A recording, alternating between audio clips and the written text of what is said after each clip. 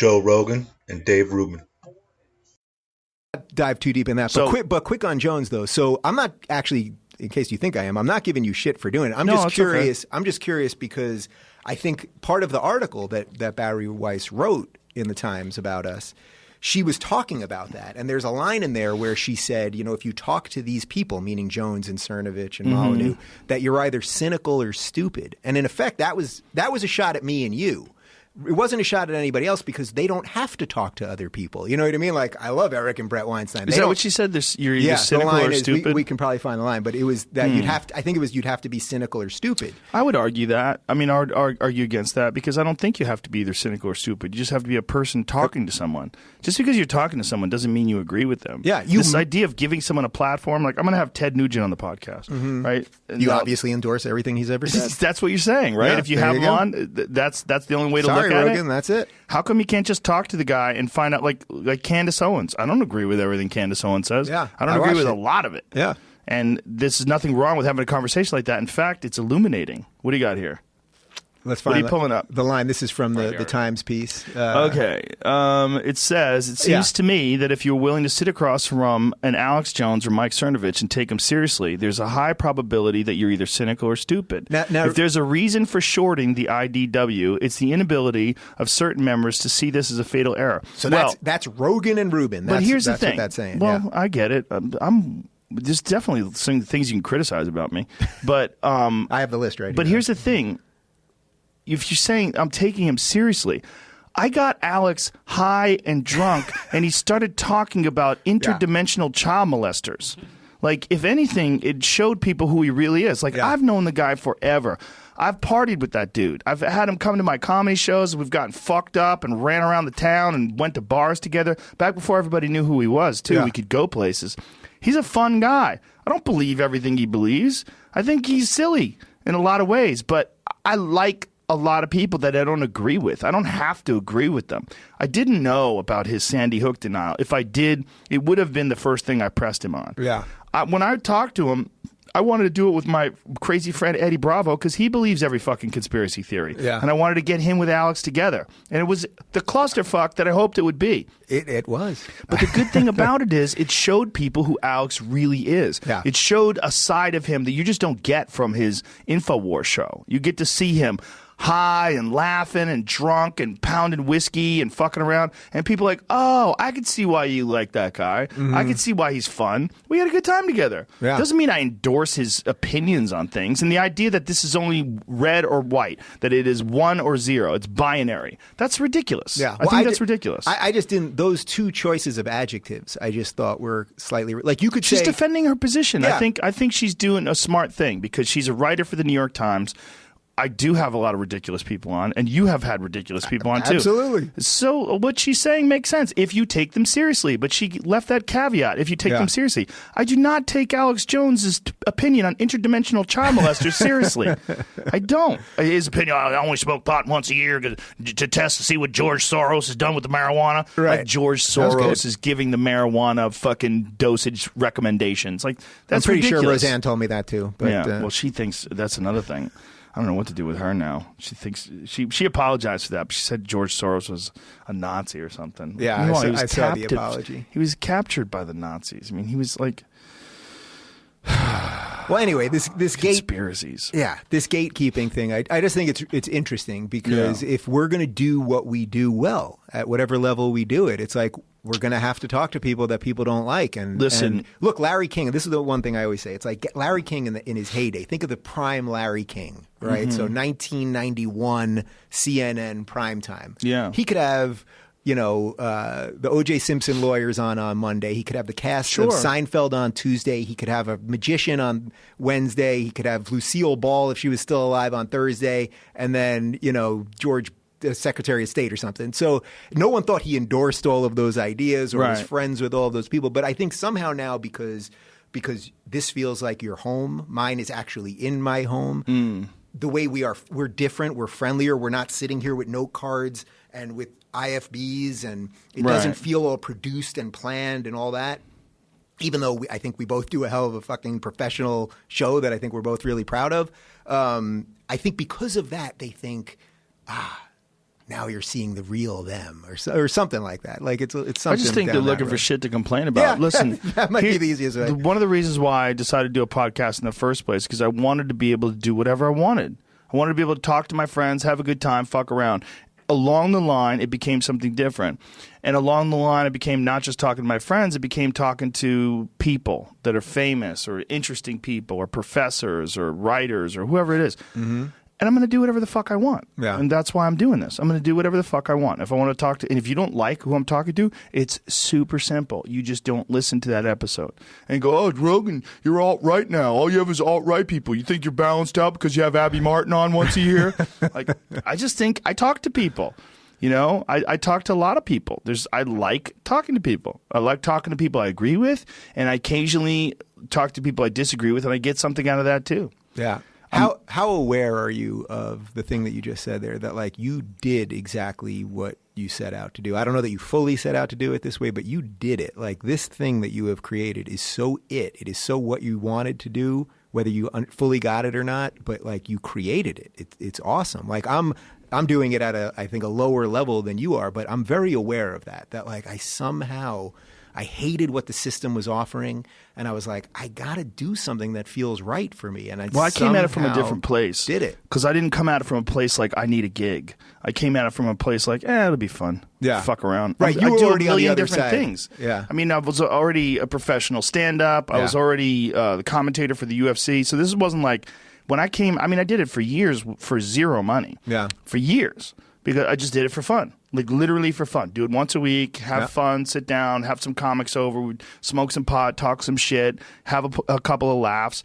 And then next thing you know, I've got Graham Hancock on. And, next thing you know, I've got Bourdain on. And I've got, this professor and this author. And then it got weirder and weirder. But it just, to me, it's just what's interesting. Talk to people. And I've never looked at it like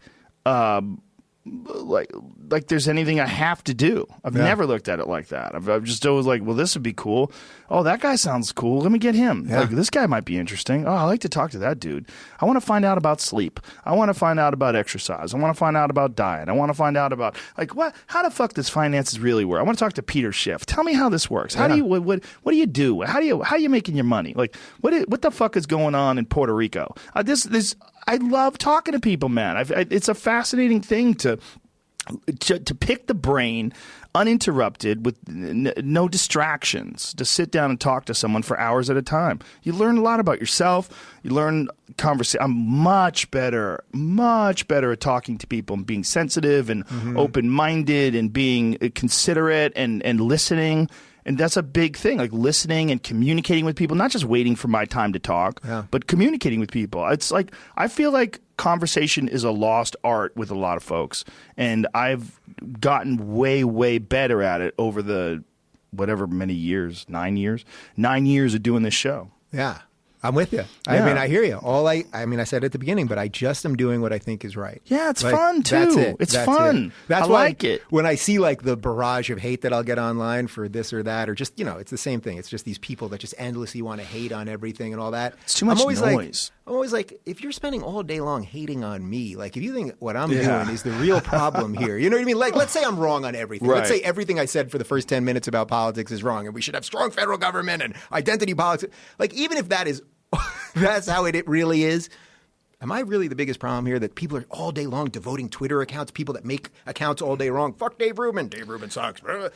It's like, what are you doing? Is that going on all the time? Yeah, all the time. Here's the thing. It's like, go get laid. Do people get laid anymore? You shouldn't know that that's happening. That's the part of the problem is you're sort of indulging it by paying attention to it. There's just too many people I'm paying out there, way less Dave. attention. Yeah, that's good. Yeah, you can't pay attention at all. Dude, I was in a sensory deprivation tank just 2-3 days ago. Thanks to you, I've been doing it more. I was just in one of these infrared saunas. I'm doing, I'm doing all my August off the grid. I did it last August. Just literally nothing. I locked my phone in a safe. Really? Locked my phone in a safe for 30 days. Do you call it anything? No TV, no nothing. Off the grid August? We had some Ruben-esque something or other. Yeah, off the grid August, something like that. But I'm going to do it from now on. I'm doing that every August. Really? Yeah, I am completely shutting down. I'm working on this book that I started last August, and then of course the year gets so crazy that I have to pick it up again in August. I've been writing it now while I'm on the road. What's the book about? I mean, I don't want to go too far in it, but in effect, it's when I did that PragerU video about why I left the left, that's sort of the genesis of it, of sort of giving people a little bit of a roadmap. What is a PragerU video? I'm not aware of it. So you're familiar with PragerU, right? With Dennis Prager. Yeah. So super conservative fella. Yeah. So he has this, online university where they do these 5-minute cartoon videos on different ideas. So they'll do on economics and foreign policy and race and religion, et cetera, et cetera, et cetera. And so I did one, it was about a year and a half ago, February of last year, I actually never said the phrase why I left the left, but I just talked about my frustrations with the left and why I believe in freedom and in liberty. They titled it Why I Left the Left. And actually the first half hour when it dropped, I was pissed because I was like, man, did they just blow my gig? I really felt at that time, I feel a little differently now, that I was trying to fix the left from within, or at least have conversations as someone that was one of these people. That's why I was focusing on the left. All these liberals were my people. This is the thing that I grew up in, that I always believed in. So the fact that they did that, the first half hour, I was like, fuck, did I just get booted out? And then quickly I realized that video went so viral. It's their number one viewed video on YouTube, that I was like, you know what? I have to just kind of embrace this. And again, it goes back to the labels thing. It doesn't really matter whether you left the left or whether you're a libertarian or a classical liberal, the rest of it. But anyway, that's the genesis of the book of just how do you escape this sort of monolithic totalitarian thinking, and how do you just be whoever you are, and how does being an individual basically lead you to being happy? Because I think that's actually the only way that you can be happy. I think that's it. You have to, it's the most cliche thing ever. It's what Peterson's telling these people every night, that thousands and thousands and thousands of people are showing up every night. And he talks about the individual. He talks about stand up straight, clean your room.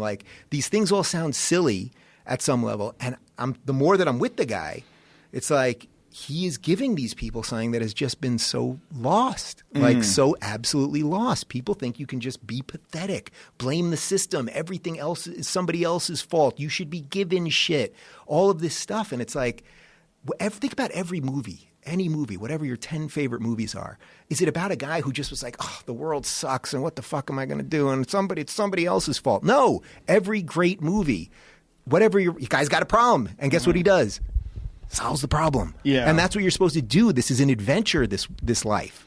But when you mean the individual, being an individual is the only way to be happy, what do you mean by that?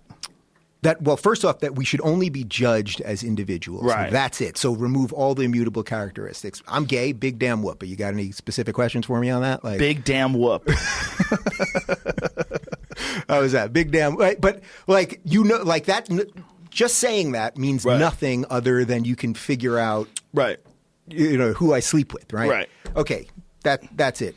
All we can do is judge people as individuals, and you have to just figure out what is right for you. So for all the people that I disagree with that are sort of like big government lefties and blah, blah, blah, and I get why that you maybe need a little more of that if you live in a big city where you might need more noise regulations than if you lived in if you live in the middle of Idaho on a farm or whatever.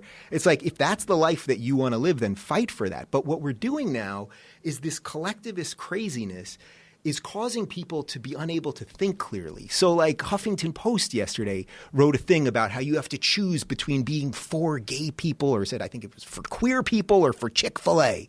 Now, I happen to be the is this because of Jack? Yeah, because Jack retracted his tweet about Chick-fil-A, and it's Adam Carolla and Chris Delia. Van Damme lives in Vancouver. That trips me out. Where is that harbor where the seaplanes? The greatest thing out there is to hop on your bike, get really high, and drive it down to the harbor and watch the seaplanes come in while you sit out on the terrace of whatever restaurant they have there and have a nice microbrew. Sounds pretty Very sweet. nice. Yeah, sounds great. Very nice, yeah. Gary will show us that. So we got where the seaplanes are. And then North Vancouver Island is, it's up there or down there or over By the way, there. did you see that? It's not that bad. By the way, did you see when Van Damme started? He's been on Twitter for a long time, but he just decided to announce that he's official on Twitter. And he put out this tweet where he's sitting on a rock looking out to the ocean, and it's like a 6-second video, and he just says Twitter. It's really funny. I can't. The last It's time like he's official. It's official, Jean-Claude Van Damme. It's official, Jean-Claude Van Damme. And then a video, and he says, Twitter. That's it. The last time, Gary will find it, hopefully. The last time we talked to him, he was starring in a movie named after him. Yeah, It was like JCVD, yeah. Right. That was supposed to be like his, gritty, real. And I said to him, so is it you who's in the movie? We could was we confusing. could never figure it out. I have He no couldn't- idea. Yes, Jean-Claude. Yes. So the movie you play JCVD. That's you, Jean-Claude Van Damme. Technically, I am Jean-Claude Van Damme, but JCVD this time in the movie. Right. So when I'm watching this movie, JCVD. that's what it's called. They will call you your name. JCVD. They say JCVD. And I say, son of a bitch, what? But that stands for Jean-Claude Van Damme. Technically, yes. So if there was a movie called JT and it was for John Travolta. Here's JT. In the movie, in real life, John Travolta. Right, but in the movie, would we be calling him John Travolta? They would say JT. JT. Technically, he is John Travolta. So the movie, you rob up. You're out. Wait, well, let's hear you. Let's hear your tweet. I think you got on Twitter. You've been on for a while, but you just recently it's went official. public. It's official. I put a video to make sure everybody knows it's me. Okay, well, let's. Jean-Claude Van Damme, not JCVD. Okay, so those are different guys. This is JCVD, where I got confused this is the last not time. the character JCVD. This is me, Jean-Claude Van Damme. Okay, well, let's hear you. Twitter. So, Jean-Claude. Yes. Were you at the banks near your condo in Canada there when you made that short film? That was me. That was you. Yeah, but near the condo? So close. So near. Absolutely so close. Okay, I won't revisit this. Do you know Seth Rogen? Yes, technically, yes. Technically, I was near, but in actuality, I was so close. Okay, all right. I feel satisfied. I feel like I as long as you were able to walk to the Rock. I could have walked. Oh, you didn't walk. I could have. I Uber. Uber. Son of a bitch, yes. Oh, they got a new tipping app. I think I like how Uber was built in. The old. Yeah, but the tip was built in. I have not taken Uber since you can tip. Oh, so right. Now I do Lyft. Okay, I understand. When you say Lyft for you, it's funny because you're lifting every day. I lift every day. Yeah, so I take Lyft to go lift. Even though this place was so close to your condo, technically it was so close. You still chose to Uber. I Ubered, yes. Even though you love exercise, I like when. Yeah, I like when people take care of me. And I like to be driven around and understood, rubbed and all that. So. Yeah, so even though you could have walked, you wouldn't have the interaction with the Uber driver who would be taking care of you. It's amazing, right? And it was near to where your condo is. They take Jean-Claude Van Damme and drive me to set. For instance, they take Jean-Claude Van Damme, drive me to set. Right. Then I am JCVD. Right. Well, yeah. Back to the movie. You play a bank robber or something. Jean-Claude Van Damme plays bank robber JCVD. Right. I'm just having trouble wrapping. I don't want to. It's different. Like Jean-Claude Van Damme believes in, abortion, but JCVD, no. Oh, little different. Yeah. And how about like climate change? JCVD big on climate change. Jean-Claude Van Damme feels like it's a oaks. It's oaks. It's a oaks. It's a tree. No. Not oak tree. Hoax. Correct. Hoax. Hoax. Oaks. Hoax. It's an oaks. It's an oaks, yeah. Yeah. Okay. So now what about you obviously you're not a citizen of the United States, but if you were to have voted in the election, yes. I'm guessing one of you would have voted for Trump. One of us, Donald Trump, one of us, Hillary Clinton. Hillary. Right. Because she's one of those oaks tree huggers. But I have to say, I thought that the email chain was a oaks. The email thing. Was oaks. Yeah, hoax. Right. Hillary, with Comey. With Comey, yeah. Comey, that was a oaks for Hillary, for sure. Do you know Seth Rogen? Oh, I have seen him. on Vancouver? Walking to my Uber, I saw him I saw him at right outside DJ Fridays. When you were TGI Fridays? I saw him. Oh, you must like any restaurant with initials. I love... Well, Jean-Claude Van Damme loves restaurants with initials. JCVD would never go. Oh, that's interesting. Isn't that interesting? That is. That's a twist. I thought it'd be. I thought that JCVD would go to very interesting. No, yeah, the TGIF. Would never go. It'd be too many initials, right? Yeah. How about PF Chang? PF. Because I feel like that's a split. You know what I mean? Like question. that's like you would eat, but eat outside, like something like that. I will, if they have a patio, I'll do it. A patio, I'll do okay. It. But and would JCVD do it? But for instance, if they have they have a patio, if I have to go inside, if I have to go to the bathroom, I will use the establishment next door. Interesting, right? Like a Hilton or something. What? An Hilton. Is that a type of restaurant? No. Paris Hilton? Oh, a Hilton. Correct. A Hilton. I got it. Yeah. So, and then what about a KFC? Oh. JCVD would never go to KFC, but earlier when they called it Kentucky Fried Chicken. Yeah, that's what I'm thinking. I was there all the time. Oh, yeah. So, like, if you're kicking it old school and we're going Kentucky Fried Chicken. Like Time Cop. If I had a time machine. Yeah. I would use that to go back to Kentucky Fried Chicken. Oh, I will go there. Right, because they use a full name. Oh, all the time. Yeah. Time Cop was great because Time Cop I saw at the theater, Jean-Claude, you'll like this, in like 1993 or 4 or something, and it took place in 2007 or something like that. With the distant future, where they discovered time travel. Like, we now go 7.5 years wasn't that into far the future. And it's like, we can now travel time through time. And it was 2004. It's my leader in the Chris Delia's back. Yeah. I always, and no one can convince me otherwise. The difference between 1964 and 1974 is no big deal, but the difference between 1994 and 2004 was 1,000 years in filmmakers' minds because now we're into the 2000s. Yeah. We put a 2000. Yeah, the whole the 2 in the front. But to the guys that are inventing time machines, it's just 10 years that they're not going to be able to get the job done. Yeah. But that movie was insane because it went ahead 10 years. Yeah. And now we had different cars, different wardrobe, different time. We've mastered time travel.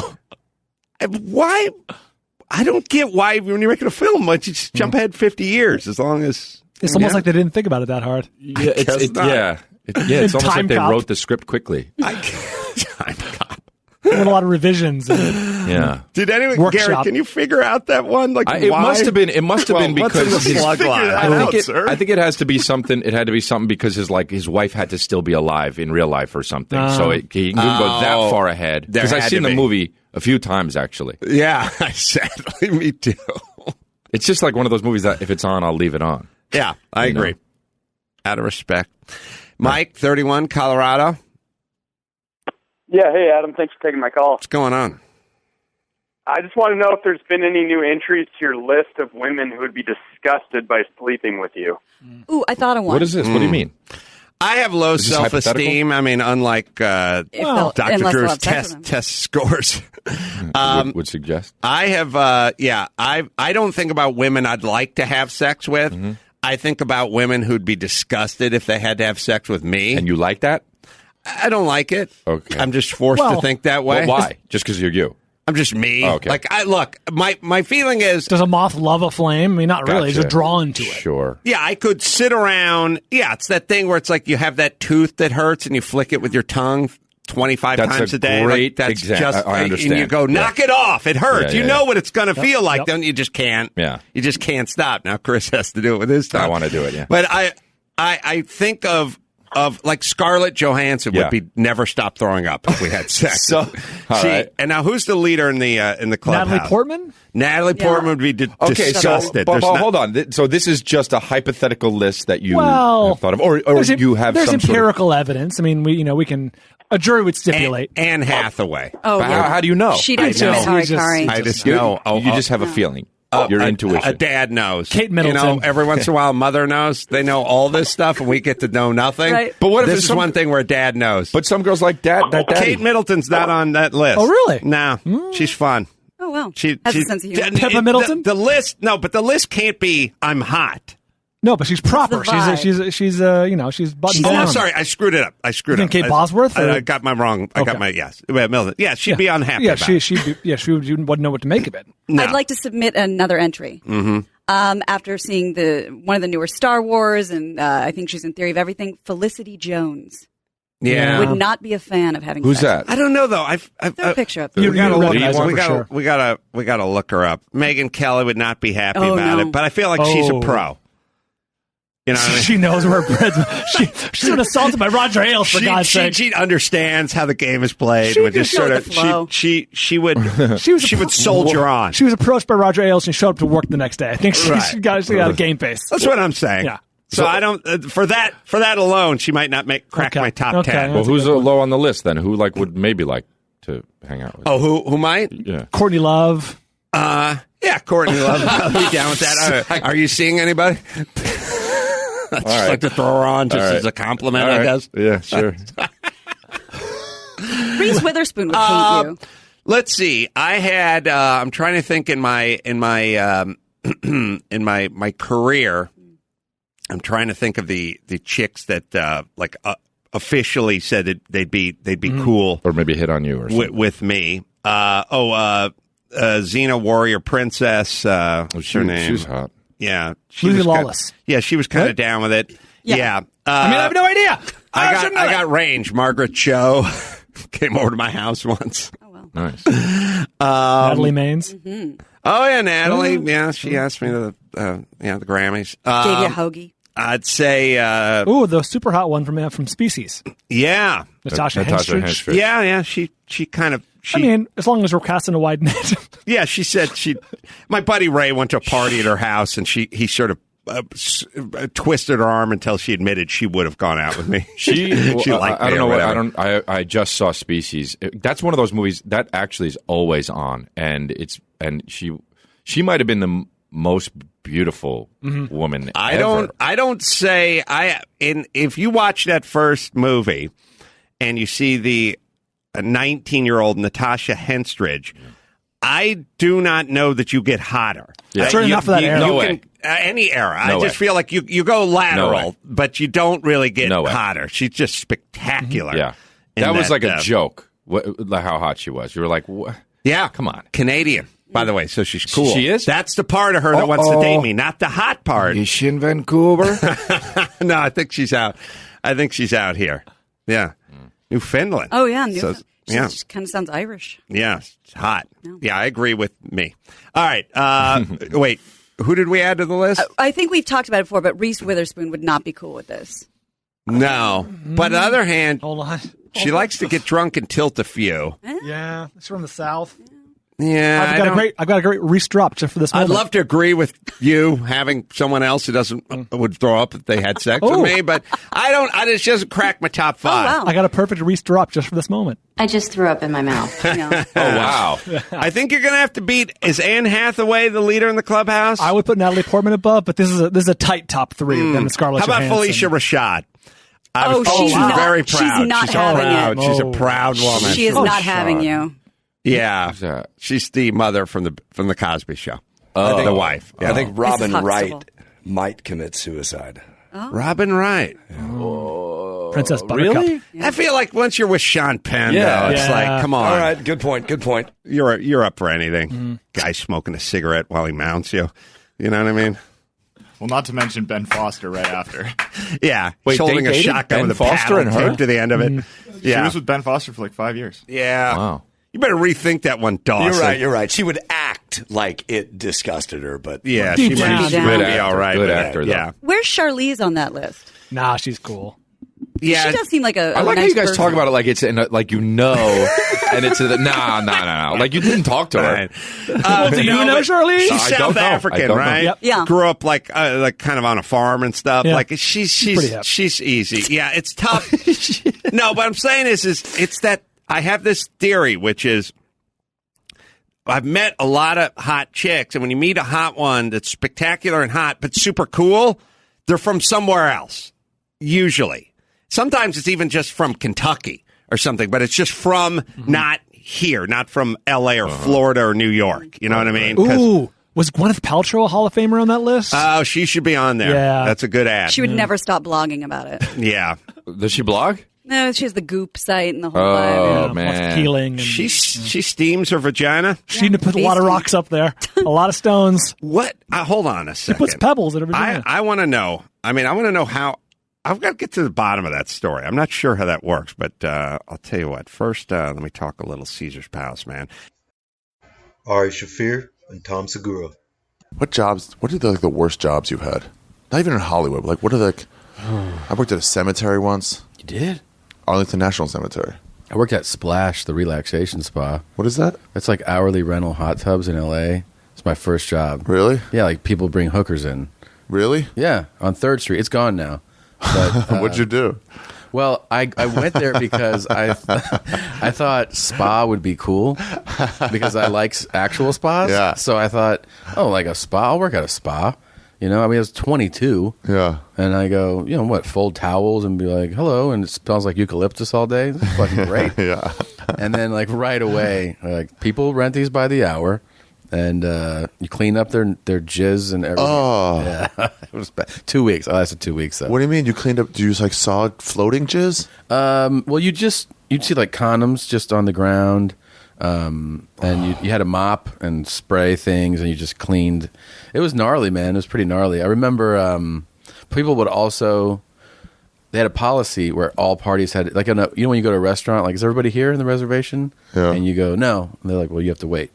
They had the same policy. So people You can't wait for somebody to get like seductive. Guys would be really nervous. Like, sometimes it would be couples. You know, Yeah. it was more infrequent, but it would definitely happen. Oh, this will be like a fun thing to do. More often than not, it was somebody that hired someone. So those guys would be super nervous in the lobby. Yeah. You know, they would be kind of like, can I just get in the room? And you'd be like, is the whole party here? No, you can't. Because they're like wives at home and they're trying to meet some gay dude they're going to fuck. Or they're just, yes, there was definitely that. I remember one time this one guy was like, can I just go to the room? And I go, no. Have to wait till everybody's here. And he was like, come on, man. I could see how, like, I was like, sorry, man. It's like the policy. Because the guy reinforced it, the owner, you know? And I go, I'm sorry, it's policy. And then these two guys walk in. And he's like, Mario? Yeah. He's like, are you Kevin? Yeah. Are you Kevin? Yeah. And then they kind of shook hands. And 3 guys walk in there. And they were less than 10 minutes. Really? And then they just all walk out, you know? And then you just go in there and there's a few used condoms and wow. Yeah, it was gnarly. Wow. How'd you quit? I just realized this is like this is not, it's seedy, it's gross. Yeah. The owner, you know, also too, you ever have bosses where seemingly normal and then when they lose their shit you go, this is not for I'm not going to be talked to or work with somebody like this. So he lost his shit on me one time, and I just looked at him like, you've got to be fucking kidding me. No, we're not going to be doing that. Yeah, so I just called him the next morning. I go, you know what? I got another job. And he was like, okay. And he was subdued by that point. All right, well, you know, good luck with that. And I'm sure he was the kind of guy you got the impression that happened to plenty of times. Yeah. I mean, he's probably run through 1,000 like, here it comes employees. again. But yeah, he had one of those flare-up tempers, and I go like, no, dude, it's not. It's definitely not going to be like that. So I bounced, man. How much were you making? I really don't remember. It wasn't, you know, 6-something an hour. It might have been, it was probably 10, 12 or something like that. That's pretty good. I think they had a tip policy too for like people could tip. Really? Yeah, I think. If you want to get in the room early. Yeah, jars right there. Tip. So it wasn't, you know, really money you could live on. But again, it was almost immediately after getting to LA. I'll tell you though. Where'd you come from? Phoenix? No, I was Cincinnati? After I graduated college, I went to Boston for a summer, and then I worked in DC for 3 months, and then I moved out to LA. What'd you do in DC? I worked for America's Most Wanted. Really? Yeah, I was an intern there. A recreationist? I was a researcher. Really? I actually did a full episode. I am on an episode. Really? Yeah, doing tracking someone in Costa Rica. I was the. What do you mean? You went to Costa Rica? Yeah. What? Yeah, I went with to try to find them. Yeah, and we did like a whole piece on this this child molester that was like some horrible fucking guy that we profiled. Yeah. Did you find him? Not. I mean, after they hired me after I moved to LA for that one. So I moved to LA, and then they called me because I had pitched. I think I pitched his episode, and then I moved to LA, and they go, "We're going to do it now, and you speak Spanish. Do you want to go?" And I was like, "Absolutely," because I didn't even have a job. Right. So they flew me to Costa Rica, and then spent like a week there. That's nice. Yeah, but I mean, it was also depressing as shit. Why? Poverty? Or you were looking for a child molester? Well, I was looking for that, and then like speaking to someone like his or other victims of abuse. Like this one girl, she was living now in like a what do you want to call it? Almost like a safe house for people that had been abused. You know? Yeah. So she was in a much better place. But she told me this story on camera of her uncle raped her, and then when she gave birth, he showed up, broke both of her arms in the hospital, and took the baby. What? Yeah. And I'm sitting here like, how do journalists get through interviews? Because I'm weeping during the interview and trying to hide it, and she's speaking to me like I have tears running down. I'm like, like trying to compose myself. Like journalistic, yeah. Yeah, I don't know how do you ask these questions without. God damn. Yeah, it was horrifying. Fuck. Broke both her arms. Yeah, man, broke her arms, both of her arms. Who is she, Miss Pet? It's terrible, man. And by the way, when all this happened, she was 13 or 14. Yeah, because he wanted his baby back. I think he just wanted to torture, make life hell for her. Jesus Christ. Which he did. But she ended up getting her baby back. But he wasn't even the person we were profiling. He was just another guy you came across? He was just a story on our guy. of like, because we were showing that's one of the sex traffic and sex abuse capitals of the world. Because everybody... Costa Rica? Yeah, that's the thing, is it was kind of hidden. People didn't always thought of the South Pacific. Or, Costa Rica, everyone says you can go there. All the women are hot and cheap. And there's prostitution is legal, so it's not looked down upon. But there also is an underage problem. But this was a guy who was just like molesting boys. And the thing was that because the judicial system's really, lax in a lot of Central American, Caribbean places. Yeah. This is a guy who got arrested for it there. I think he paid someone like $300, and then got on a flight. Well, just got on a flight and left. So that's why we were profiling him.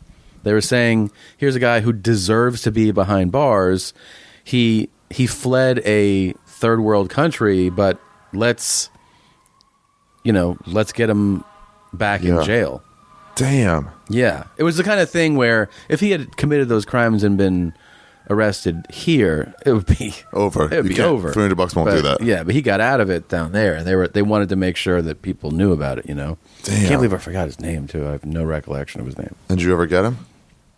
I don't know. I remember watching the episode air, and I don't remember getting a follow-up call from them like, we got him. But how many of those people catch? They got so many people. That show, I'm telling you, the world owes that show a debt of gratitude because it is responsible for putting people behind bars. Hundreds. Did you see Norton and Sam running out Nancy Grace? I was sent the YouTube clip, and I was a few minutes in watching it, and they were putting her to it, and I could sense the tension. And it's one of those things where I got a phone call or something during it, and I forgot to watch the rest. I think her point was like, what, Adam Walsh did it, and they were like, no, he was trying to catch people. You're just profiting off pain. Yeah, like he wasn't trying to I hope there's more stuff. Yeah, she was like, well, I can get fucking 3 weeks of coverage out of this. Right. Fucking rape case. We're not even really trying to find who did it.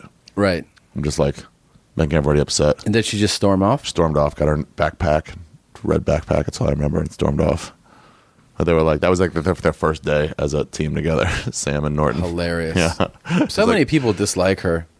Really, they do. Yeah. I remember she was like shitting on like legalized marijuana in Colorado. She's like, "There's gonna be a crime wave." That's what she said. There's gonna be a crime wave. And then like 2 months later, she goes, "See, I told you this crime wave." And people are like, "Wait, what? What crime wave?" I remember what crime wave? The dueling Nancy Grace video where she goes, "I was I'm telling you something. I was a defender for I don't know how many years. Marijuana is not a dangerous crime." And then it freezes, and then it plays her now going like, "Marijuana is the most dangerous." As a prosecutor, I can tell you, marijuana is so dangerous, and it's just her. What a fucking fake! Once you see a phony, you can't even unsee it. So it's like, funny. You fucking phony. And she, you could tell she seemed to be on her show.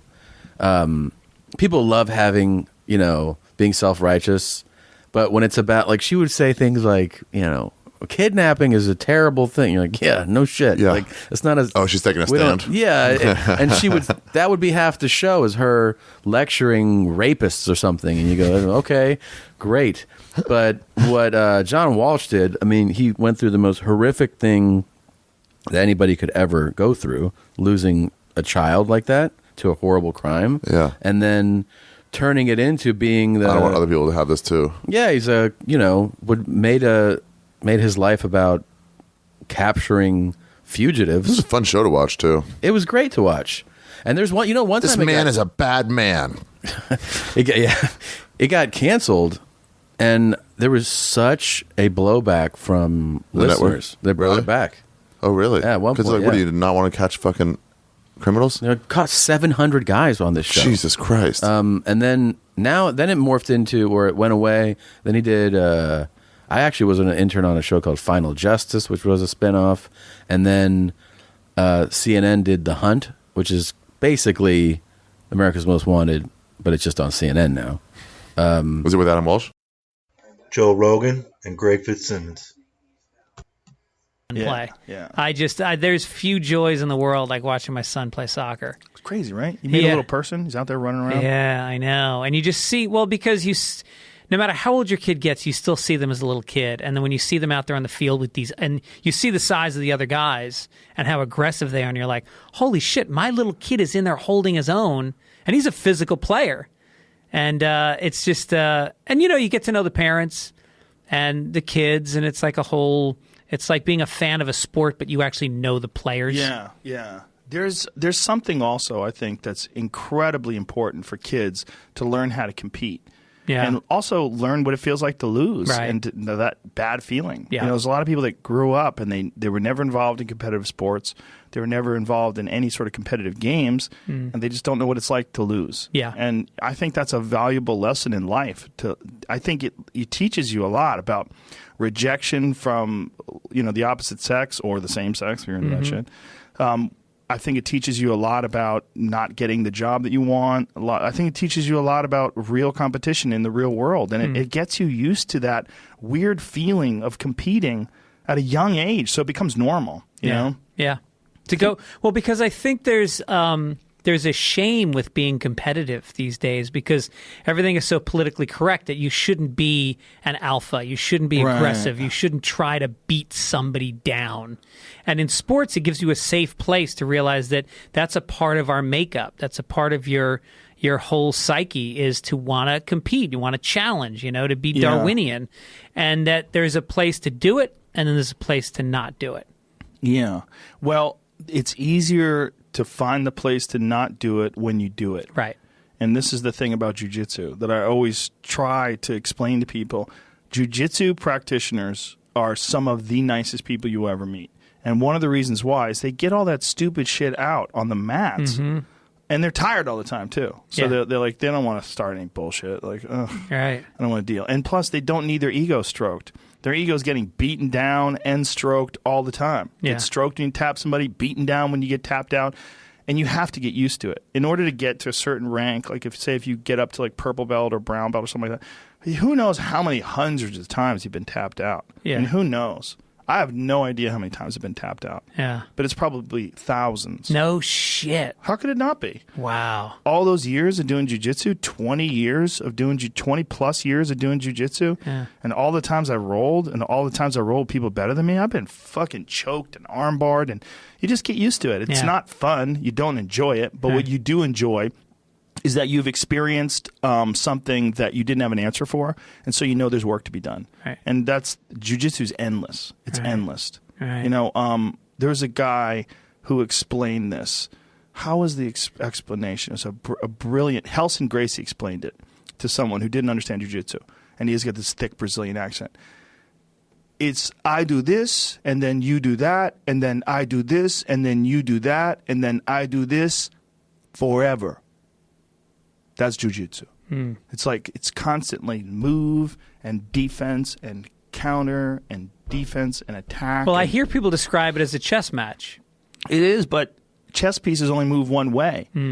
It's so dynamic and kinetic, and so they're always adding new moves too. Yeah. There's all these new moves that people are constantly learning. Yeah. It's but the thing is, you're using your body. Right. Your body is what is being attacked, and your body is what you're using to attack. So, you know, things give out while you're attacking, and things give out while you're getting attacked. And I think there's not enough jiu-jitsu guys who, I think if I was going to advise people, one of the things that I would advise is you should have a regular strength and conditioning routine, just to strengthen your joints, strengthen your limbs, strengthen your back, yoga. I think strength and conditioning and yoga are almost as important, not as important as jiu-jitsu itself to get good at it, but almost as important to prevent injuries and to allow you to reach your full physical potential.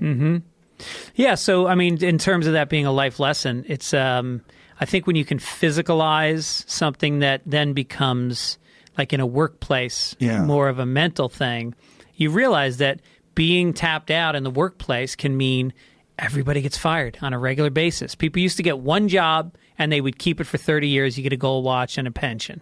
Now, the average job, I don't know what it is, Jamie. What's the average lifespan of a job? 3 years? Is it? 4 years? I think so. I think people tend to bounce around a lot more, and so I think that people get divorced and they have other successful relationships. You know, like somebody was saying to me the other day, like that joke, the Henny Youngman joke, "Take my wife, please," doesn't make sense anymore because you would have fucking left her.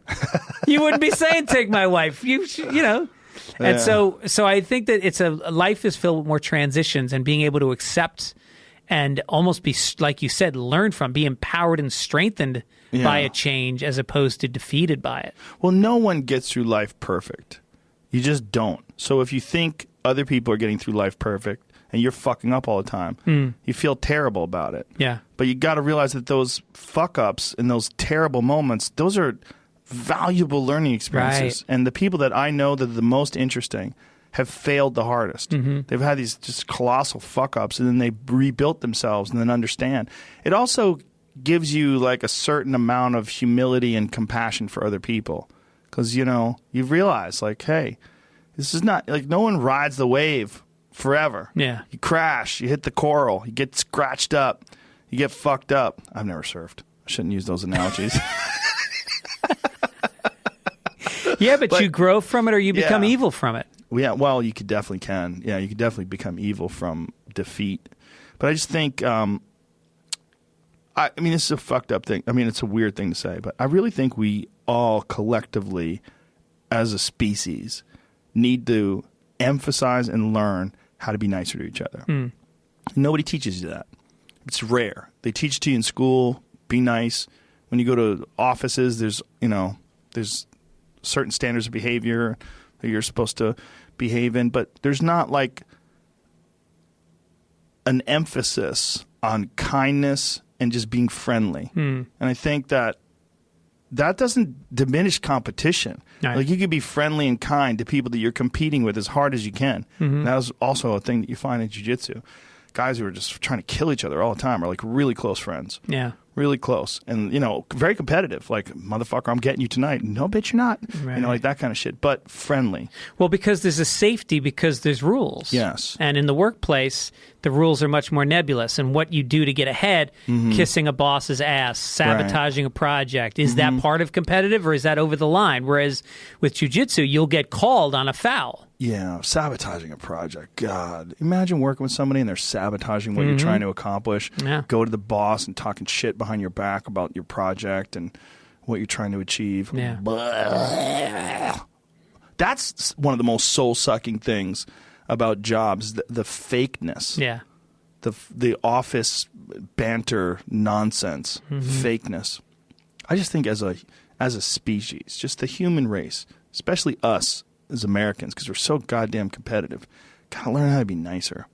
I think it starts with manners. I think it starts with, as a parent, manners, they seem trivial, but it creates the paradigm for nice. Yeah. Just thank you, please, hold a door, don't eat until everybody's served their food. They're all little signals to people that you care about them and respect them. Yeah. And I think it spills over and it informs your other actions when you have good manners. Right.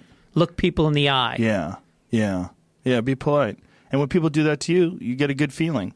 When someone holds open the door for you or someone says thank you.